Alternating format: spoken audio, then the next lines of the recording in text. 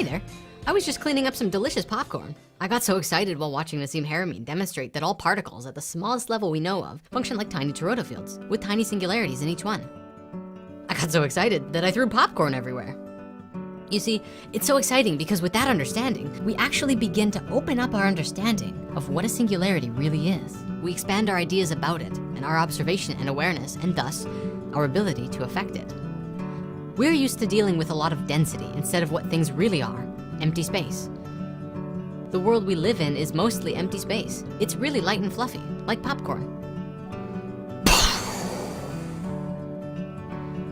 I know, it doesn't seem that way to our senses, and that's why sometimes when we talk about this stuff, it seems a little out there. The information doesn't seem dense enough, but what we think of as dense isn't even close to the vacuum of space. A kindred spirit messaged me on the interwebs recently and asked me how come I thought the vacuum cleaner model of a black hole wasn't fitting. I responded very simply, where's the motor? Where's the cleaner bag? The filter? The power source? How does it work? I get the analogy. It's a vacuum cleaner because it sucks things up, right? Got it. So what about the center of the galaxy, which is not only absorbing light, but also radiating it? Is that like the light on the top or something? For that matter, why don't we use the analogy of a whirlpool or a hurricane instead of a vacuum cleaner? Especially since with the whirlpool, the surface of the water from above appears flat. And much like our diagrams with whirlpools and water, the energy going into the vortex is going somewhere. Where?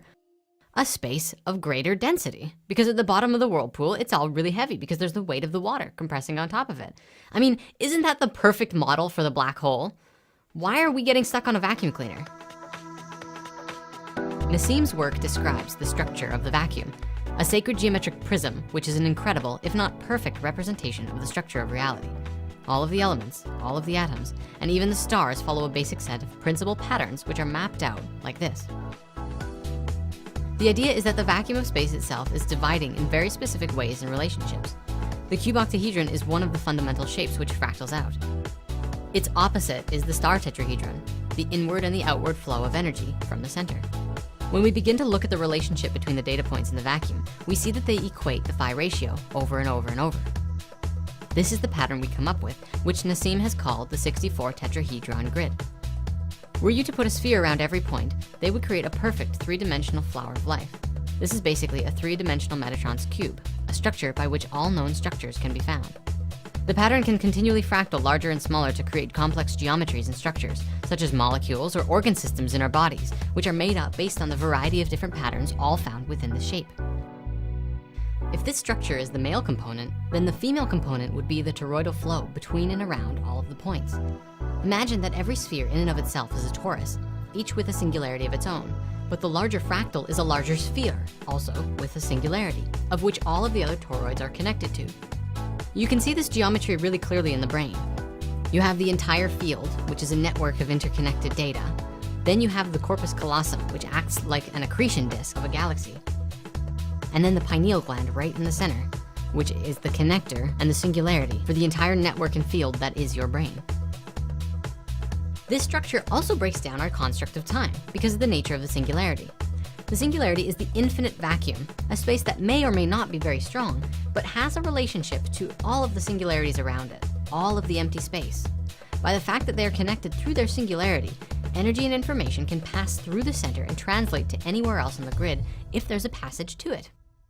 Much like the idea of folding a piece of paper to create a wormhole, when the singular connection is made between 2 points, now the entire distance can be traveled instantly. This is demonstrated scientifically when we see that subatomic particles can be in 2 places at the same time, or break the laws of physics when it comes to time and order, almost as if some particles are moving backwards in time. Seriously, time-traveling subatomic particles are real. Sources in the comments. So this is really, really cool. So cool, in fact, that I have to save the meat of it for another video dedicated entirely to the subject. But did you know that time slows down the closer you get to a singularity? In a singularity, time actually begins to converge on itself. Later becomes now, and now becomes later. But like I said, we'll get into that at a different time. Through the singularity, the 2 spaces, the very big and the very small, are completely interconnected. They're inside each other, might be another way to say it. Nassim even suggests that the entire egg in which our universe exists inside is actually a much larger black hole, a supermassive black hole. How amazing is that? The singularity is the key to unlocking and understanding that. Looking at the geometry, we can see and begin to understand how it works. So let's take that idea and fractal it out a bit. You may or may not know about the I Ching, one of the oldest texts that we know of today. The text is said to describe the laws of nature through the union of polarities.